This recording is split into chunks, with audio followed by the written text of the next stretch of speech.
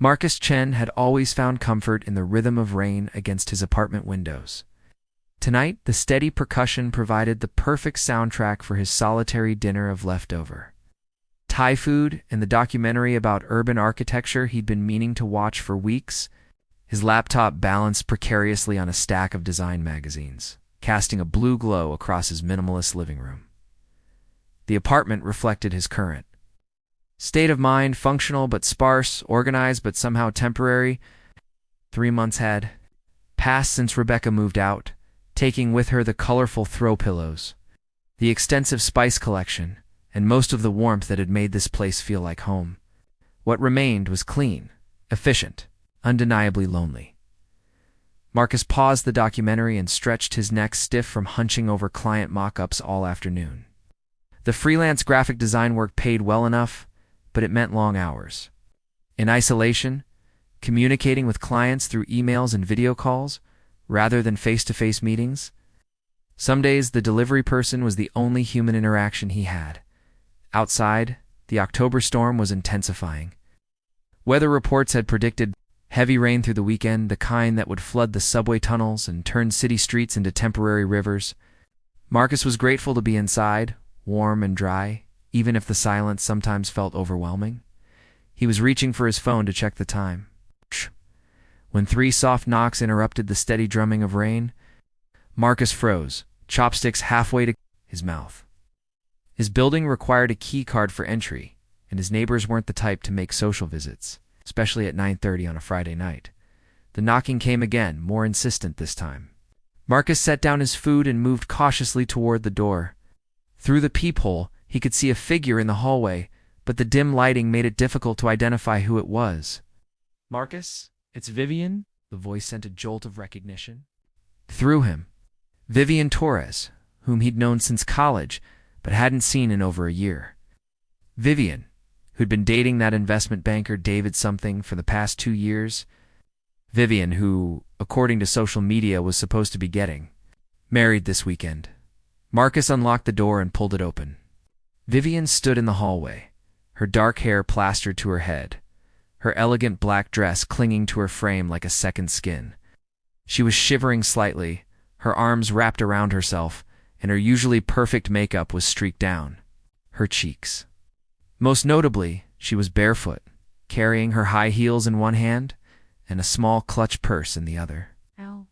"Vivian," Marcus breathed, stepping back instinctively. "What happened? "Ow." Are you hurt?"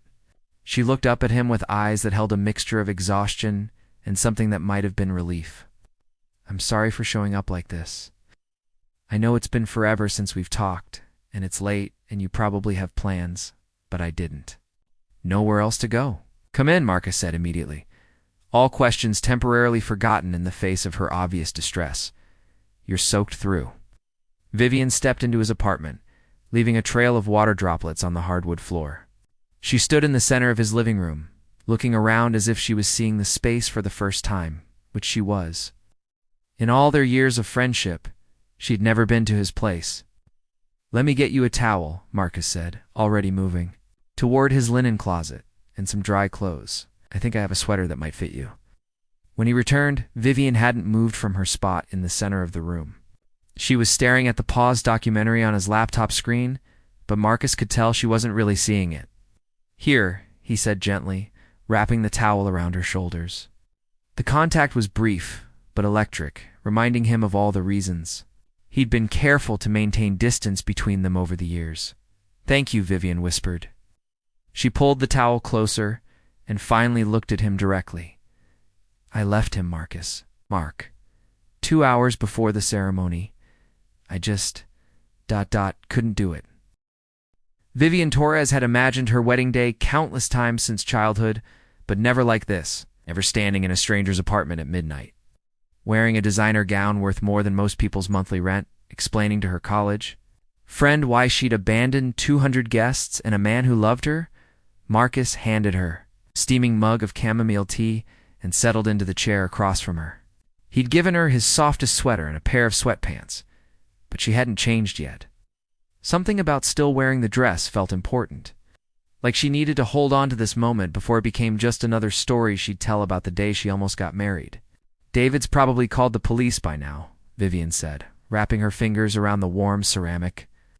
"His mother certainly has. She never liked me anyway, said I was too artistic for someone in finance."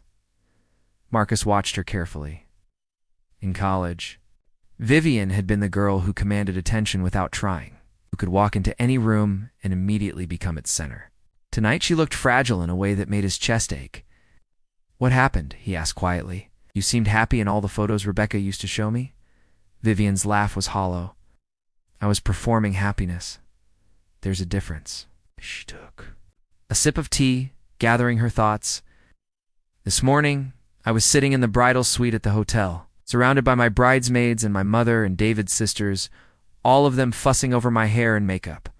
Everyone was so excited, so sure this was the perfect day for the perfect couple." She paused, staring into her mug. "And I realized I felt nothing.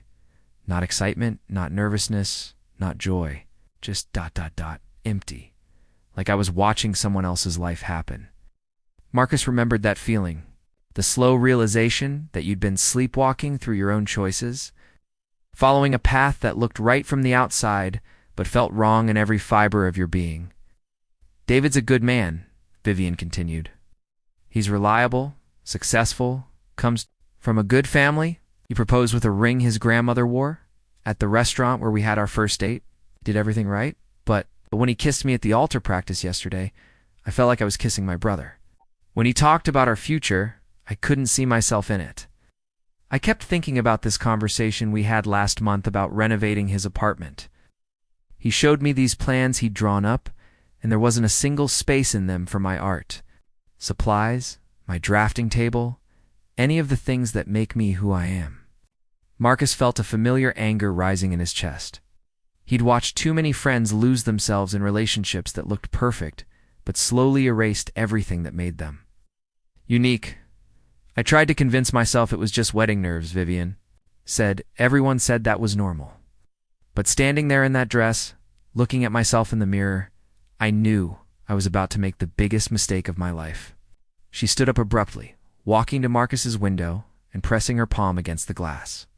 The rain had softened to a gentle patter, and the city lights created a watercolor effect on the wet streets below. So I walked out, right there in the bridal suite, with my mother holding my veil and my maid of honor touching up my lipstick. I said, "I can't do this," and I left. "Where did you go?" "I drove around for hours. Past our old college campus, through downtown, out to the lake where we used to go for those late-night conversations about changing the world with our art." She turned back to face him. "I kept thinking about you, actually. About how you used to listen to me talk about my building designs like they were the most important things in the world."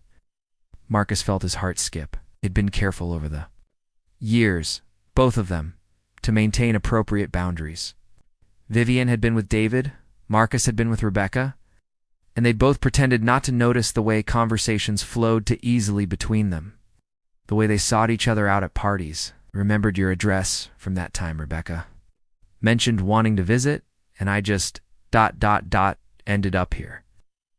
Vivian's voice was barely above a whisper. "I know it's crazy. I know I'm probably the last person you expected to see tonight." Marcus stood up and crossed the room to her. "You're not crazy, and you're always welcome here. You know that." They stood facing each other in the dim light from the street lamps.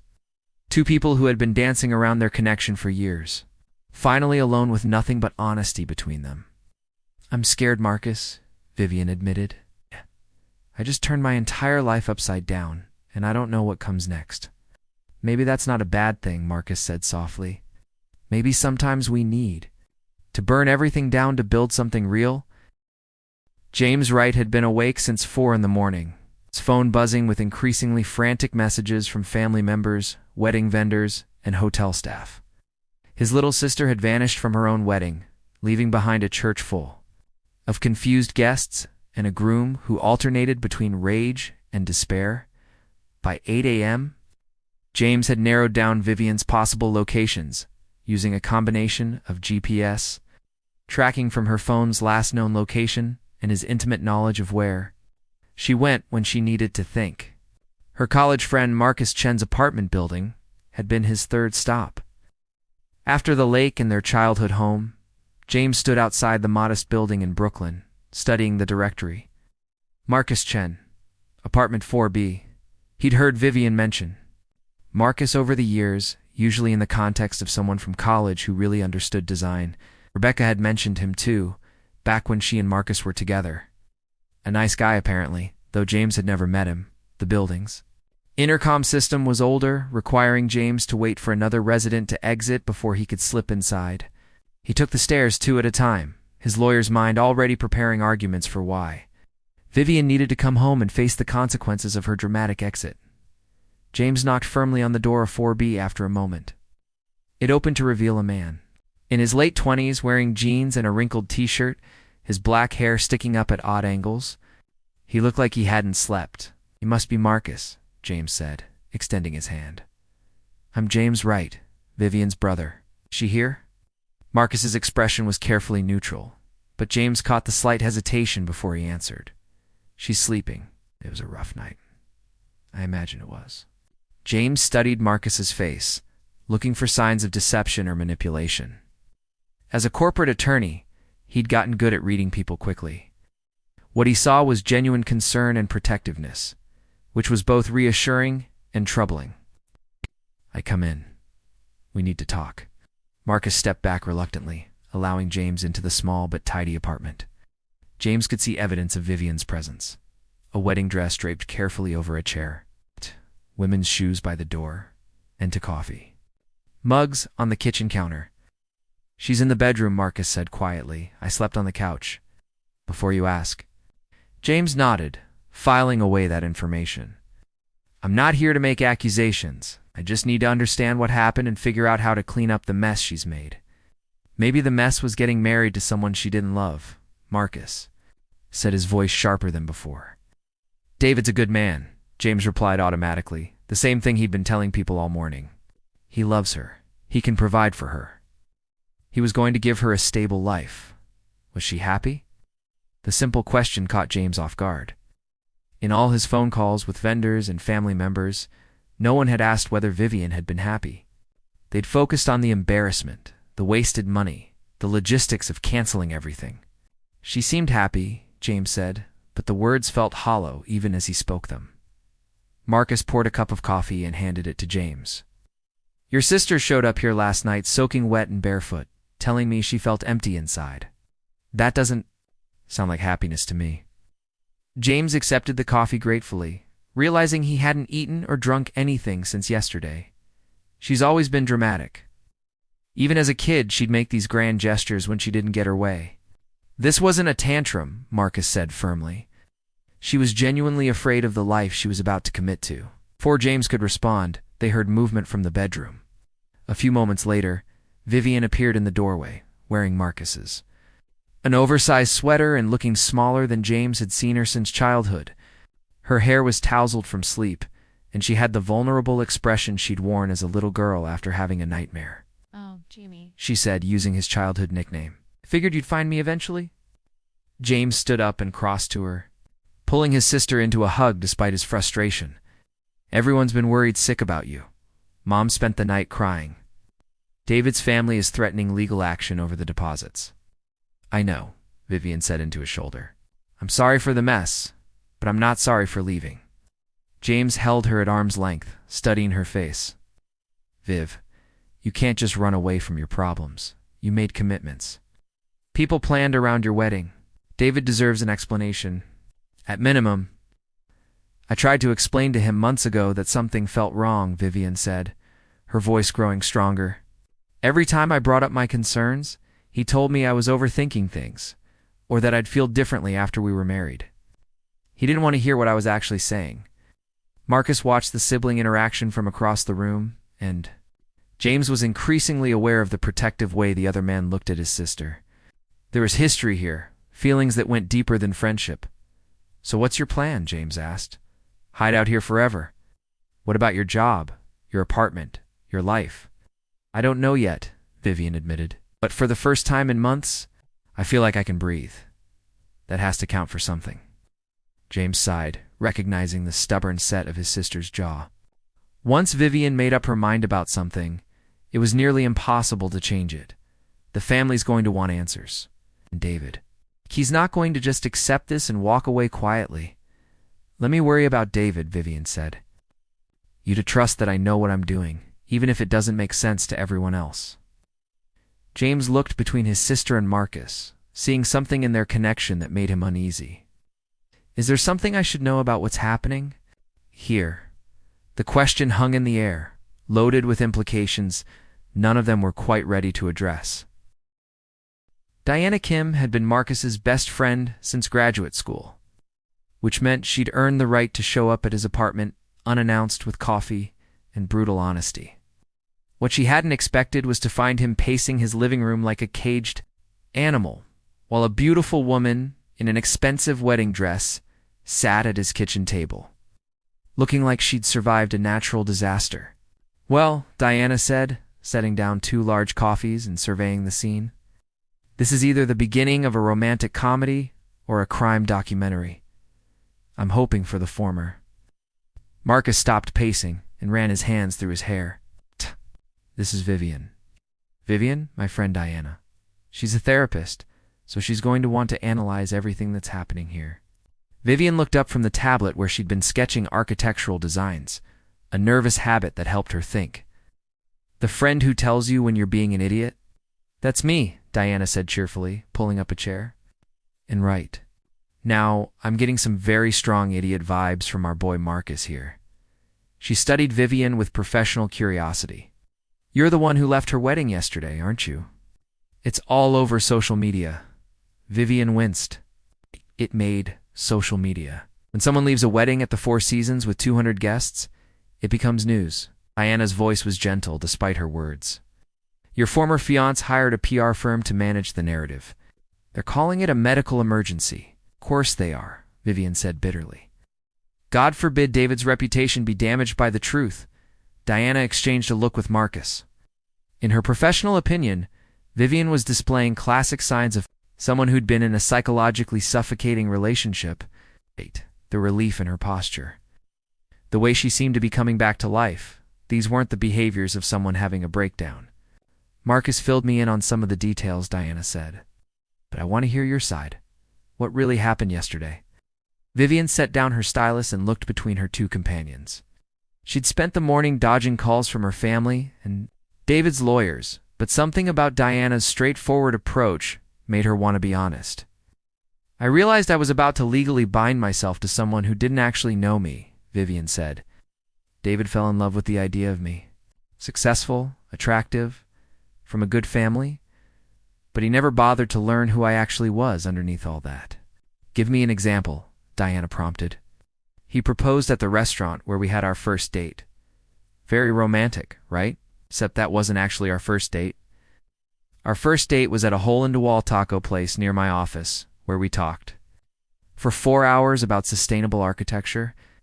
The fancy restaurant was our first date after I met his parents, when he decided I needed upgrading to fit into his world. Diana nodded thoughtfully. What about you, Marcus? What's your role in all this? Marcus sat down heavily on the couch. I don't know. Yesterday, I was just a guy eating leftover pad thai and watching documentaries. Today, I'm apparently harboring a runaway bride and having feelings I thought I'd buried years ago. What kind of feelings? Diana asked, though her tone suggested she already knew the answer. The complicated kind, Marcus muttered. The kind that could ruin friendships and hurt people and generally make everything messy. Vivian looked up sharply. What does that mean? Diana smiled. Oh, it means our emotionally stunted friend here has been in love with you for approximately forever but never said anything because you were unavailable. Diana, Marcus warned. What? Someone had to say it. You two have been dancing around each other like awkward teenagers for years. Diana turned to Vivian. The question is, what are you going to do about it? Vivian felt her heart racing. I just called off my wedding 12 hours ago. Isn't there some kind of waiting period before I can even think about ... other people? According to who? Diana challenged. The same society that told you to marry a man who made you feel invisible? Sometimes the heart knows what it wants before the brain catches up. It's not that simple, Vivian protested. My family, David's family, the legal complications, my Job. Everything is connected to my relationship with him. If I just jump into something with Marcus, everyone will say I left David for another man. Did you? Diana asked bluntly. Vivian was quiet for a long moment. Left David because I couldn't breathe in that relationship. But if I'm being completely honest, thinking about Marcus reminded me what it felt like to be seen and understood by someone. So maybe in a way, yes. Marcus stood up abruptly. This is insane. Vivian, you can't make life-changing decisions based on nostalgia and convenience. You need time to figure out who you are outside of your relationship with David. What if I do that and still end up here? Vivian asked quietly. The question hung between them, loaded with possibility and risk. Diana watched both of them struggle with the implications of acting on feelings they'd kept buried for years. Then we'll deal with it then, Marcus said finally. But right now, you need to focus on untangling your life from David's. Everything else can wait. Diana stood up, recognizing her cue to leave. For what it's worth, I think you both know exactly what you want. You're just scared of wanting it. As she headed for the door, Diana turned back one more time. Don't let fear keep you from making the right one, too. Eleanor Santos had lived through the Great Depression, World War II, the Civil Rights Movement, and the technological revolution, which meant very little surprised her anymore. However, finding her granddaughter's abandoned wedding dress hanging in a stranger's apartment while said granddaughter sat defiantly at his kitchen table definitely qualified as unexpected. Abuela, Vivian said, standing quickly as the 70-year-old woman entered Marcus's apartment. How did you find me? Eleanor's sharp eyes took in every detail, the makeshift sleeping arrangements, the protective way the young man positioned himself near Vivian. The sketches scattered across the table that showed her granddaughter's creative spirit returning to life. Your brother gave me the address, said you needed someone to talk sense into you. Marcus started to introduce himself, but Eleanor waved him off. I know who you are, mijo. You're the one who sees my Vivian's light. She settled into a chair like she owned the place. The question is, what are we going to do about this mess you've both made? I haven't made a mess, Vivian said, though her voice lacked conviction. I made a choice. Same thing, sometimes Eleanor replied with a slight smile. Your mother is hysterical. Your father is rage cleaning the garage, and David's family is threatening legal action. The whole neighborhood is talking. Vivian sank back into her chair. The weight of disappointing her family pressed down on her chest, making it hard to breathe. I know everyone's upset, but Abuela, I couldn't marry him. They would have died a little more each day. Eleanor reached across the table and took her granddaughter's hands. Mia, I didn't come here to drag you. Back to David. I came here to understand why you ran to this young man instead of coming home. The question was gentler than Vivian had expected, but it still made her eyes fill with tears. Because Marcus sees me. The real me, not the version everyone else wants me to be. When I talk about my architecture, he doesn't just nod politely. He asks questions, challenges my ideas, makes me think deeper. And you? Eleanor turned to Marcus, who had been standing awkwardly near the kitchen. What do you see when you look at my granddaughter? Marcus met the older woman's gaze. Steadily, I see someone brilliant and passionate who is slowly disappearing into someone else's expectations. I see my friend who used to light up when she talked about designing buildings that could change people's lives, who hadn't mentioned that dream in months when I saw her at parties with David. Eleanor nodded approvingly. And what are your intentions? Toward her? Abuela? Vivian protested, but Eleanor held up a hand. I want to help her figure out who she is when she's not trying to be perfect for everyone else, Marcus said honestly. Even if that means she decides I'm not part of that picture. Eleanor studied both of them for a long moment. No, I left my first engagement too. Vivian's eyes widened. This was family history she'd never heard. You did? 1965? Nice boy, good family, everything my parents wanted for me. But when I looked at our future, all I could see was a lifetime of Sunday dinners where I smiled and nodded while the men talked and the women served. Eleanor's eyes grew distant. So I broke it off 3 weeks before the wedding. What happened?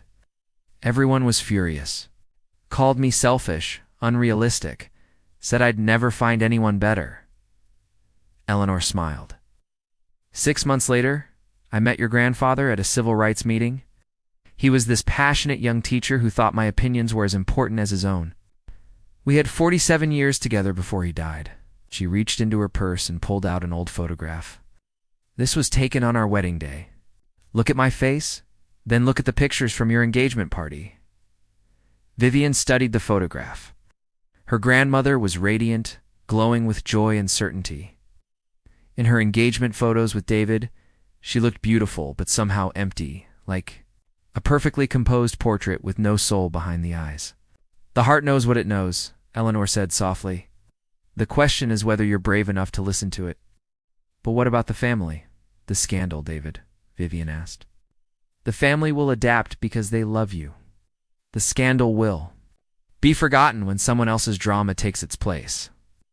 And David, double quotes, David will find someone who can love him the way he deserves to be loved, which you clearly couldn't do. She stood up, smoothing her skirt. Now I'm going home to tell your parents that you're safe and thinking things through. Take the time you need, Mia, but don't take forever. Life is shorter than you think. At the door, Eleanor turned back. To Marcus, you take care of her while she figures this out. But remember, she needs to choose you because of who you are together, not because you're a safe place to land. After she left, Vivian and Marcus sat in silence, processing the unexpected blessing they'd received. Finally, Vivian spoke. She's right, about taking time to figure out who I am. She looked up at Marcus. But I also know that I haven't felt this much like myself in years. That has to mean something. Marcus crossed the room and sat beside her. Means everything. But your grandmother is right too. You need to choose this. Choose us for the right reasons. Vivian leaned against his shoulder, feeling truly at peace for the first time since she'd walked away from the altar. Then ask me again in a month. Ask me if this is what I really want. And if it is? Vivian smiled, finally allowing herself to imagine a future that looked like possibility instead of obligation. Then maybe we'll find out what happens when two people actually see each other clearly. Outside, the rain had stopped completely, and sunlight was beginning to filter through the clouds.